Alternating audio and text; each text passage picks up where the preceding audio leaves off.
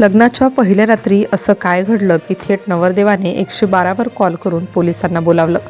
मध्यरात्री एकच खळबळ. कारण समजताच लोक हादरले. नवरी बाजूलाच उभी होती.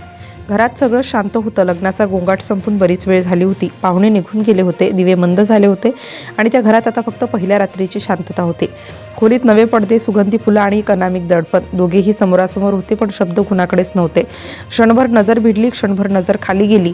ती हळूच पुढे सरकली. खोलीतली हवा बदलल्यासारखी वाटली. तिने कपड्यांचा पदर सावरला आणि मग हळूहळू वस्त्र काढायला सुरुवात केली. पण त्या क्षणी तो अचानक थबकला. चेहऱ्यावर आनंद नव्हता, घाई नव्हती, उलट एक विचित्र अस्वस्थता होती. तो जमिनीकडे पाहू लागला. खाटेखाली, बाजूला, कोपऱ्यात जणू काहीतरी शोधत होता. ती गोंधळली. काय झालं हा प्रश्न ओठांवर येऊनही तिने विचारला नाही. तो मात्र अस्वस्थ होत गेला. आत्ताच इथे होतं, नक्की इथेच ठेवलं होतं. तो स्वतःशीच बोलत होता. खोलीत तणाव वाढत होता. ती एका बाजूला उभी राहिली. डोळ्यात भीती होती. पहिल्याच रात्री असं काही घडेल याची तिला कल्पनाही नव्हती. अचानक तो थेट फोनकडे गेला. तिला वाटलं कदाचित घरच्यांना बोलावणार, कदाचित कुणाची मदत घेणार, पण त्याने थेट नंबर डायल केला. हॅलो, मला तातडीची मदत हवी आहे. त्या शब्दांनीच तिच्या काळजात धडकी भरली.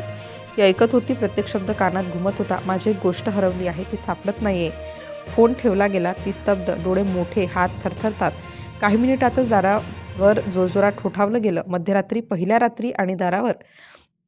ती घाबरून बाजूला झाली. दार उघडलं गेलं. समोर काही लोक उभे होते. त्यांची नजर आधी खोलीत गेली, मग दोघांकडे. काय प्रकार आहे असा प्रश्न विचारला गेला. तो थेट पुढे आला. आवाजात घाई होती, पण संताप नव्हता. मी तक्रार केली आहे, माझी वस्तू हरवली आहे. ती हादरली. लोकांनी एकमेकांकडे पाहिलं. काय हरवलंय पुन्हा प्रश्न. तो क्षणभर थांबला, मग खाली पाहत म्हणाला, ती काढली आणि मग ते सापडतच नाहीये. त्या वाक्यावर क्षणभर सगळ्यांना वाटलं काहीतरी भयंकर घडलं आहे. ती अक्षरशः गारठून गेली. डोळ्यात पाणी आलं. आपल्यावर संशय. पहिल्याच रात्री. पण लगेचच तो खाली वाकला. खाटेच्या कडेला हात घातला आणि काहीतरी उचललं. हा माझा आहे. सगळे पुढे आले. जवळ पाहिलं, तो फक्त एक साधा पायजामा होता. पहिल्या रात्री घाईत, गोंधळात तो पायजामा खाली पडला होता आणि तो सापडत नसल्याने त्याने थेट 112 वर फोन केला होता. त्यानंतर त्याचे हे कृत्य पाहून पोलिसांनी त्याला समज दिली आणि ते निघून गेले.